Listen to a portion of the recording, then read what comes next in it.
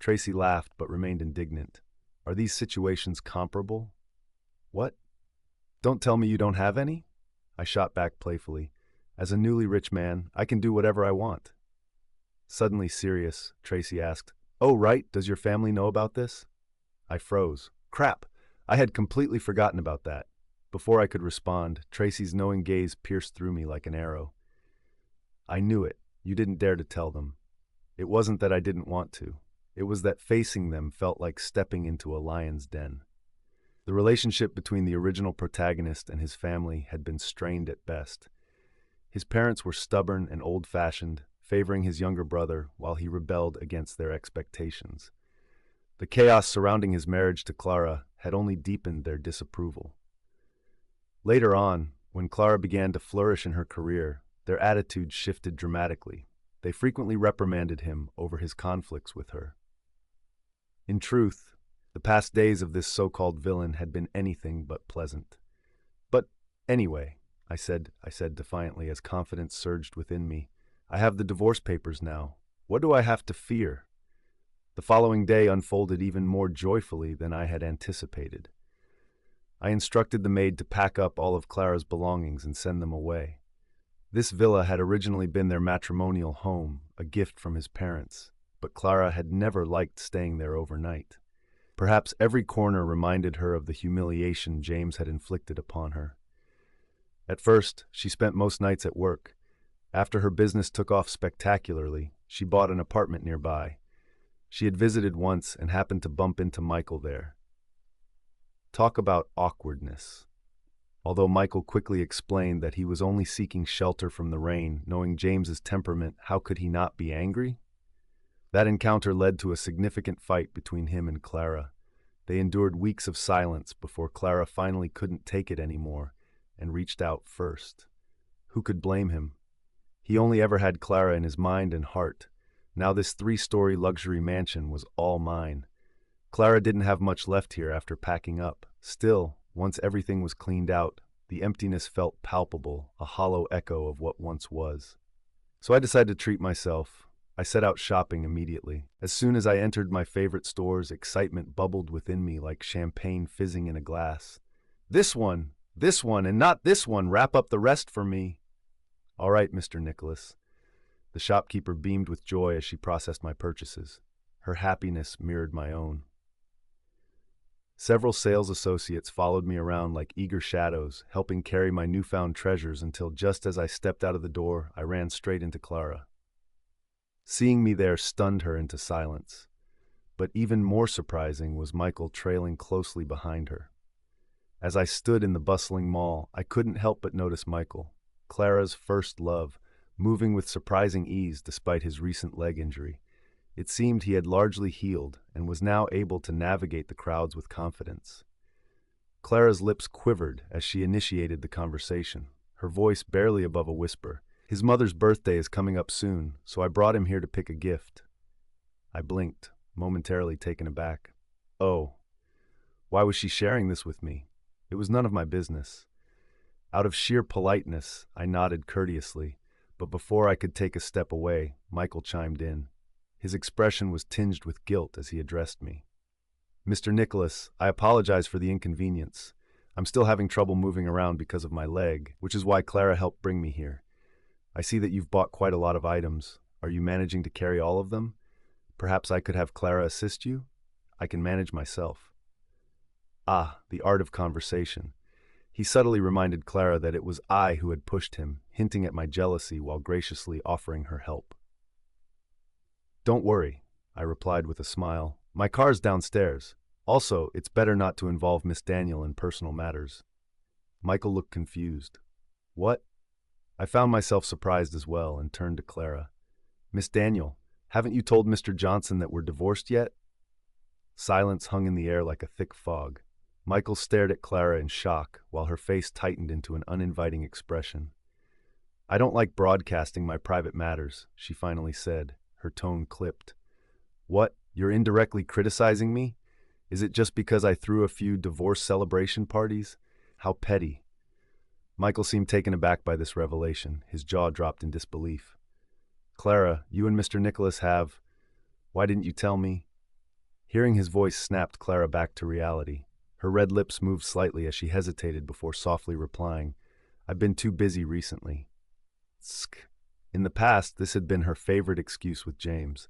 Now, unexpectedly, the tables had turned. Michael was receiving the same treatment. However, compared to the male lead, this news for Michael was nothing short of fantastic. His eyes darted between Clara and me before he spoke again with an apologetic tone. "I'm sorry about that. I didn't know before and did not mean to bring it up. Mr. Nicholas, you wouldn't mind, would you?" Of course I wouldn't mind. After all, she was a woman with whom I no longer had any ties. I mused aloud. "Then you two continue shopping. My sales associate is carrying my things. They're quite heavy, so I need to go first." Just as I took a step away, Clara suddenly said, "Wait." I turned back to face her. "Is there anything else, Miss Daniel?" Clara furrowed her brows as if grappling with my sudden change in attitude toward her. "My mom mentioned that it's been a while since you last visited her." She lowered her voice as if finding it difficult to utter these words but felt compelled to say them anyway. "If you can, please visit her." She was referring to her mother suffering from renal failure. Unlike Clara, her mother had always been quite fond of James. Clara had never told her that the only reason she married James was that she had no other choice. In the eyes of the old lady, James the wealthy lord did not despise the Daniel family's conditions and was devoted to Clara. Naturally, she adored him. In those early days of their marriage, James had taken the initiative to care for her mother to please Clara. He knew it was his last asset in maintaining their relationship. Clara respected him so that she wouldn't easily quarrel with him over such matters. But when James laid hands on Michael during their conflict, he crossed a line and lost his trump card. After some thought, I finally agreed. "All right, I'll make it tomorrow." After all, the elder hadn't done anything wrong. Clara visibly relaxed at my response and continued smoothly, "Then I'll come to pick you up tomorrow morning." I flashed a smile at her while brandishing my car keys playfully. "That won't be necessary. I'm perfectly capable of driving myself. I don't want to trouble you, Miss Daniel." Both Clara and Michael's expressions froze at my words. Early the next morning, I set off for the nursing home. This high-end nursing home is located in the suburbs, equipped with complete facilities and excellent service. Of course, the price is also very expensive. "Mr. Nicholas, you're here." The nurse greeted me politely as she saw me. She was employed by Clara, and knowing the sour relationship between us, she was utterly cold towards me as well.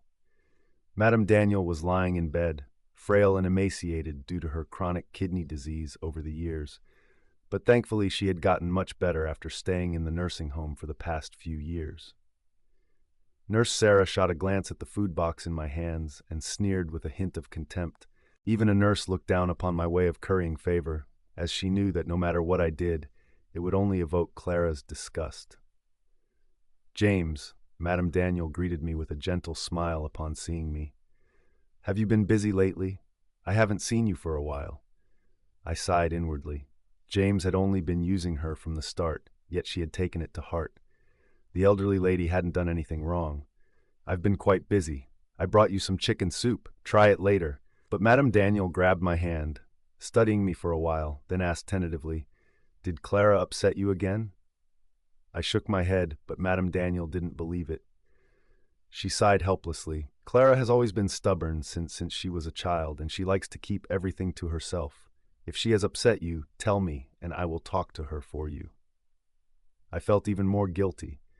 I originally intended to tell her about the divorce, but now the words were stuck in my throat, unable to be voiced. I sat down with Mrs. Daniel for a meal, and we chatted for a bit. Before leaving, after hesitating for quite a while, I finally found the courage to speak up. "I will be quite busy for some time, so I might not be able to visit often. First, I'd reduce my visiting frequency, then find a suitable time to tell her the truth. It should be much better that way. I couldn't keep it hidden forever. Even if I was willing, Clara wouldn't agree to it. If I visited too often, she might even think that I'm still infatuated with her." Mrs. Daniel gently patted my hand and sighed. "James, you are a good kid. Regarding the incident before, Clara was at fault. Even though she has never mentioned it in front of me, I know she feels guilty and regretful deep down. She admires you so much. How could she not be saddened by the loss of the child? My heart gave a thump at her words. Child, that's right. This was the fuse that ultimately led to the complete breakdown of the relationship between James and Clara. Yes, James and Clara had a child before. This child came about after he took advantage of Clara, getting her drunk during a business function and using various means to accomplish this. In any case, the child's arrival wasn't exactly honorable. Yet, for James, this was the most powerful weapon to keep Clara by his side. After finding out about the pregnancy, Clara, on the one hand, felt guilty about her lover Michael, and on the other, she couldn't bear to let go of her flesh and blood. In the end, she chose the child. Her childhood had been tough enough, and she couldn't bear the thought of her child being born into a broken family. During that time, she was on the best terms with James. She obediently consumed the nutritional supplements James bought for her, and even researched various baby care manuals, showing her genuine intent to be a good mother. Therefore, after suffering a miscarriage, she permanently broke ties with him. This incident was rather bizarre. After Clara's pregnancy, James noticed her improving attitude and became too greedy, desiring to keep her by his side at all times. Each time Clara resisted, he would use the excuse of enhancing the child's prenatal education and developing a parent-child bond, forcing Clara to yield. After enduring this for a while, Clara grew impatient. Once, Clara had to go on a business trip, and Michael was among the attendees. James, under no circumstances, agreed and insisted she change plans, opting to stay at home to take care of her pregnancy. Clara felt that he was encroaching on her freedom, suspicious and overbearing. The two had a huge fight. James, can't you just be normal? Stop assuming everyone else is as dirty-minded as you. After saying this, Clara stormed out. That evening, James received news that Clara had a miscarriage due to her anger. Naturally, this incident led to a complete breakdown in their relationship, causing chaos.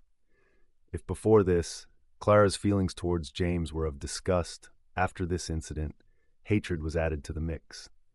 She never stepped into their marital room again, nor did she have any further contact with James. Until James found Michael and pushed him down the stairs. That was the last straw that broke the camel's back. Well, no wonder they say the original host was ruthless. He didn't even spare himself. After a moment of silence, I said, "It's all in the past." The old James had died, so these things also ended here.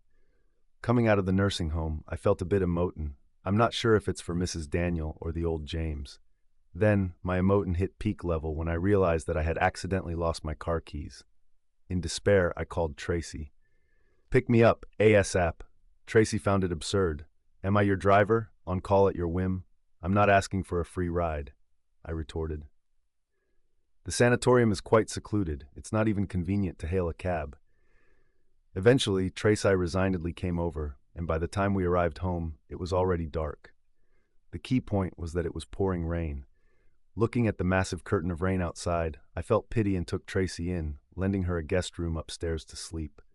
Unexpectedly, the next morning, someone rang the doorbell. "Help! Who's waking the dead this early?" I staggered to the door, half awake and groggy, and opened it. "Who? Why are you here?" The person standing at the door was none other than Clara. Just as she was about to speak, footsteps could be heard from the staircase, along with Tracy's voice, clearly annoyed at being woken up. "Who is it?" Clara's face instantly went cold. Each word seemed to be squeezed out through her clenched teeth. "It seems I've come at a bad time. I've disturbed you both." I rolled my eyes internally. "You're aware that you're disturbing my perfect dream, aren't you? Moreover, who gave you the right to express your annoyance here? This is my house, remember. You're just my ex-wife. What gives you the right to get angry and fume with this cuckold look? For whom is that intended? For so long, you've made me the laughingstock, yet I've let bygones be bygones." I turned around to Tracy and said, "Nothing important. You go back to sleep." Tracy is a bit of a princess, but considering she got stranded here because of me during the heavy rain, shouldn't I at least make sure she has a good sleep? Seeing Clara, Tracy seemed to wake up quite a bit and gave a lazy smile. "We have a guest. It would be rude of me to go back to sleep. James, you should ask our guest to take a seat, shouldn't you?" I muttered. See, I told you this woman will become difficult if she doesn't sleep well. I couldn't be bothered to respond to her and looked again at Clara, not intending to invite her in. I just cleaned off her stuff, and I don't want to dirty this house again. It would be such a hassle to ask the housemaid to clean again. So early in the morning, what brings you here, Miss Daniel? I asked. Clara's face turned a pale green. Evidently, Tracy's few words had successfully hit her sore spot. Yet she couldn't make a scene. In the past, she could have cast off Tracy with the authority of being the mistress. But now, she was inferior to Tracy, to the point she couldn't even enter the doorway. However, such women were generally patient, and Clara was no exception. She took a deep breath, ignored Tracy, and took out a set of keys from her pocket and handed them over.